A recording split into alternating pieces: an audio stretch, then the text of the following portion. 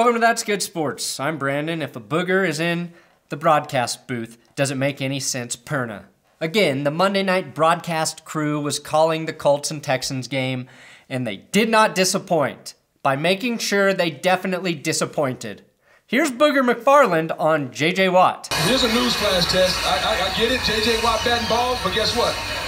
They don't pay you as a defensive lineman to bat balls. He's got to get to the quarterback. First of all, nobody fucking criticizes J.J. Watt. Second of all, that's exactly what he gets paid to do. A blocked pass is a very good defensive play. The Indianapolis Colts and Los Angeles Chargers were both victorious this weekend. LA will now go to New England to face the Patriots, which will transform the Chargers from the team that has no fans to the team that has the most fans on earth. The Colts travel to Arrowhead to play 2018's most lit, fire, smoke inhalation team in the Chiefs, in one of the loudest stadiums in the NFL, and all anyone can say is, damn, the Chiefs do not want to play this Colts team. Now let's recap the AFC wildcard weekend. That's good sports.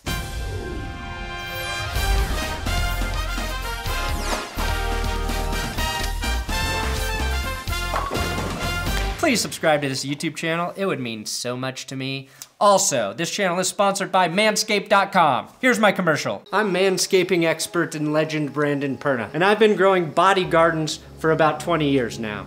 And what I've learned is if you want the tree to look bigger, you need to keep the bushes trimmed. To do that, having the right tools is a necessity. And that's why I ditched these dangerous shears long ago and ordered my products from Manscaped.com with the promo code SPORT20. Manscaping should be easy and convenient, and with the lawnmower, which is waterproof for easy cleaning, you can keep things smooth, avoiding turning your tree into a prickly cactus. These trimmers are designed to help you achieve the intricacy of trimming a delicate bonsai tree, while also having the power to mow down the bush next to the great redwoods. And even if you don't need your tree to look bigger, whoever you are, keeping a well-kept yard is the manly thing to do. It's also probably mandated by your HOA. So use my promo code SPORT20 and you will get $20 off your first order at manscaped.com. Now you might remember T.Y. Hilton wore a clown face into the stadium before the game. Or as football fans call it, a John Gruden mask. Or as Jadeveon Clowney calls it, a me mask. Deshaun Watson cut his finger in this game, a life-threatening injury, considering that he cut it by accidentally sticking it inside Bill O'Brien's chin hole. It's not the chin razors inside there, but the poison, more deadly than that of a dart frog, that you have to worry about.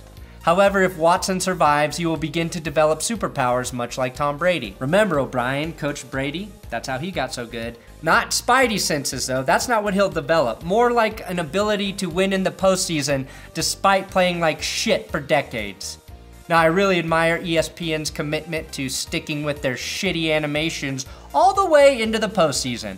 They're almost as uncomfortable to watch as the look on Honey Badger's face after Eric Ebron finished the Colts' opening drive with the touchdown, where T.Y. Hilton did all the work and Ebron got to steal all the glory. Remember when running back Jerome Bettis did that in Pittsburgh in his final season?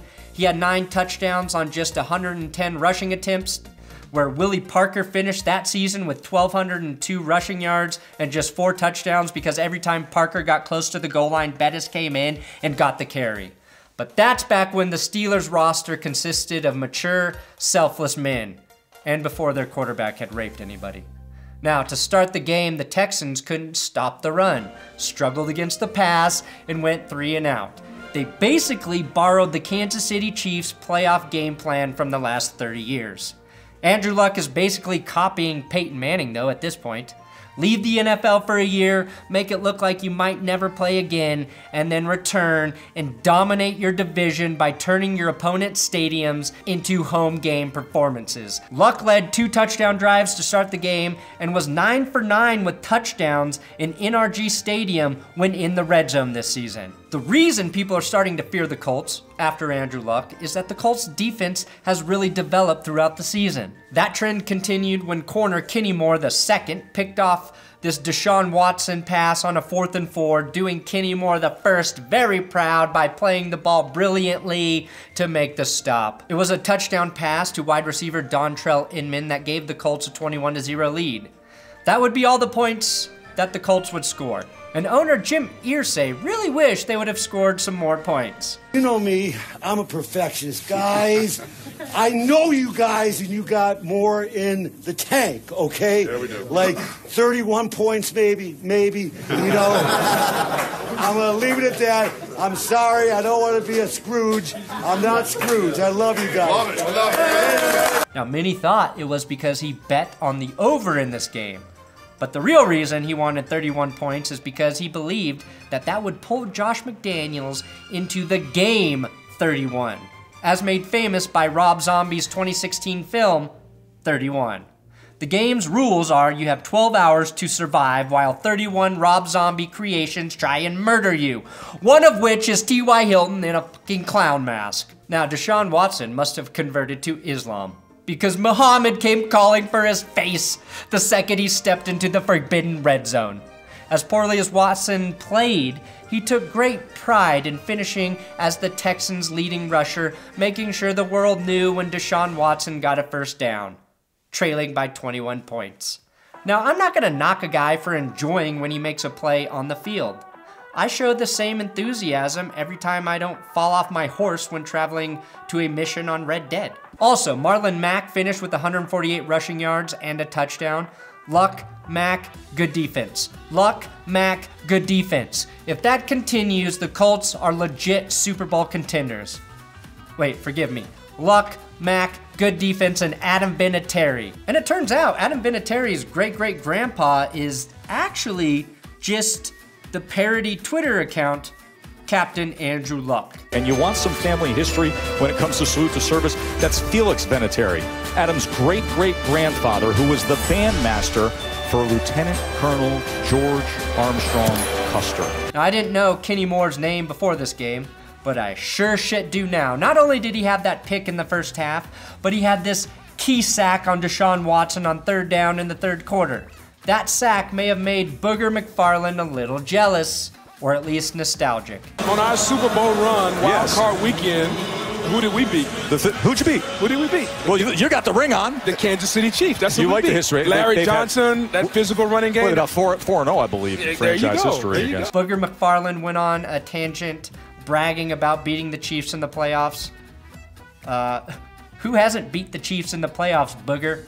It's literally the only thing every AFC team does well. The first and only Texans touchdown was by wide receiver Kiki Cutie, and even he didn't look like he really wanted to score as he bobbled the ball like it had just come out of Bill O'Brien's chin, but wrangled it in just long enough to score. And when I say just long enough, I mean he fumbled the ball at the exact second he broke the plane. I want to call this a garbage time touchdown, but I guess anything the Texans did after the middle of the 2nd quarter would technically be considered garbage time in this game. Speaking of interesting stats, With those long arms, he's a 6'2" rookie linebacker, but he has the wingspan of somebody who's 6'10". Darius Leonard may have the wingspan of a pterodactyl, but Phillip Rivers has the fertility of a sea turtle. And that's how we transition to the Chargers-Baltimore game. Now, before the game even started, Melvin Gordon won social media by posting this live stream of himself talking to an Uber driver who doesn't know he's talking to Melvin Gordon. So what about the Chargers? You don't think the Chargers are going to be good? No. You don't listen. Phillip Rivers, you don't even have to worry. Phillip Rivers, a Hall of Famer. I'm going to pull for Phillip Rivers to get up off the ground. Okay? So they're going to put him on the ground. I know you from Baltimore, but I just don't see it. I'm from Texas. You from Texas? That's right. So why you ain't going with Dallas tonight? Well, now you have to realize that I'm picking people up from Baltimore here, so I got to talk that crazy talk. Yeah, you got to talk that crazy talk, okay? I really did love this, and to be fair to the Uber driver, I'm not sure anyone would recognize Melvin Gordon in Los Angeles or San Diego. How do you beat the unconventional Baltimore Ravens? Well, you use unconventional forms of defensive penetration and you soften, not harden, in the hole. And watch how he softens in the hole. It's zone. Just stay soft. You also put 10 safeties on the field and force Lamar Jackson to throw the football. A ton of credit goes to Gus Bradley for putting together an excellent game plan. stopping the Ravens' rushing attack, and to put his guys in place to sack Jackson 7 times. What? My body is turning on me. Just stay soft. Jackson put a few drives together late and actually finished the game with more passing yards than Phillip Rivers. Lamar Jackson turns 22 today, Deshaun Watson is 23, and they both played in their first playoff game. That's an insanely impressive thing to do, even though they both finished the day as giant losers. The Ravens managed to fumble the ball 3 times in the first 5 minutes of the game, but the impressive thing there is that they only lost one of those fumbles to the Chargers. If only the Ravens could have found a way to protect the ball, the way Ray Lewis found lawyers to protect him from going to prison for the rest of his life. After that third fumble and a personal foul, the Chargers were on the 6-yard line, where they ran the ball 3 times in a row, 6 yards away from the goal line. Great way to not allow your quarterback who threw 32 touchdown passes this season not have a chance to throw another one from the 6. This is where the theme, though, was established. LA would kick field goals and the Ravens would do nothing. And being an unconventional game, maybe LA should have had Phillip Rivers run the rock in the red zone. The old man was looking as spry as his oldest child, doubling his season rushing total on one play, going from 7 yards to 14 yards. Can you imagine if Lamar Jackson doubled his season rushing yards on one play?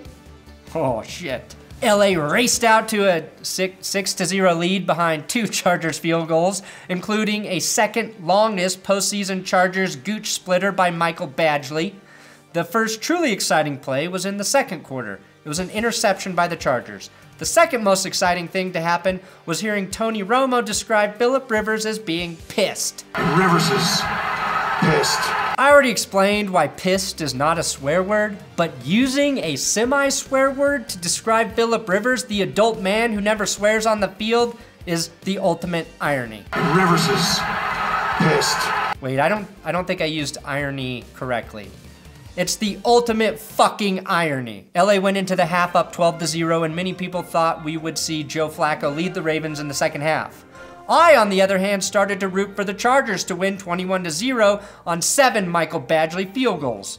Also, it couldn't be avoided, and don't be mad at me for showing you this. You knew this was coming. After Lamar Jackson's 17-yard, 1 interception, 2 fumble performance in the first half, Jackson got bird boxed. Can somebody merge the bird box meme with the crying Jordan me? Yes, thank you. In the third quarter, the Ravens decided the only way they could win the game was to stop the Chargers off, kickers. Which they did with a field goal block and a punt block. Special teams in this game was huge. The Chargers returner Desmond King had a 72-yard kick return and a handful of good punt returns, which were key to some of the Chargers' field goals. I knew the Bears' Cody Parkey was screwed the second I witnessed the great Justin Tucker missing his first ever postseason field goal, which sounds impressive until you remember he hasn't played in the postseason since 2014. Now this wouldn't be a good playoff game without controversy. Derek Watt was robbed of scoring the least impressive touchdown in NFL postseason history, which was then followed by a Melvin Gordon fumble, eventually ruled down by contact on the 1-inch yard line. Gordon easily rushed it in, probably breaking his Uber driver's heart, and because an inch means nothing to a running back, where it does mean everything to a kicker, and LA put the game out of reach with a wide-open 2-point conversion. The Ravens' home crowd rivaled the Texans' home crowd for loudest playoff boos towards your own team's quarterback. Looks to throw. They close in on him, and he dives down for a loss of 1, and the crowd is restless with this season pending on these last 14 minutes. Takes a real man to boo a 21 and 23-year-old playing in their first ever NFL postseason game. This game was riddled with stats you don't want if you're the Ravens. John Harbaugh set the record for most drop passes by a head coach in a playoff game, which by the look he gives here, you can see did not sit well with him. That assistant was fired this morning. The Ravens finally opened up the playbook for Lamar Jackson, and he threw 2 late touchdowns to Michael Crabtree, who scored his first playoff touchdown since Super Bowl 47. You gotta give some credit to the Ravens defense, who played great throughout the day and shut down the Chargers when it mattered most, not letting LA win the game on offense, even when Rivers inexplicably threw the ball on 3rd and 15. Also credit the Chargers defense for ending the game with yet another Lamar Jackson strip and fumble. If they can get to the athletic Jackson like that, then I have hope they can knock Tom Brady on his ass all day in New England. Just stay soft. And that's your AFC wildcard recap. If you haven't done so already, check out the NFC wildcard recap already up on this channel. Subscribe here. I'm on Twitter, Instagram, at Brandon Perna. Huge shout out to @Wilkie6 who helped me write the playoff episodes. It was a lot of work this weekend, but we got shit done. Just like the Chargers, Colts, Eagles, and Cowboys.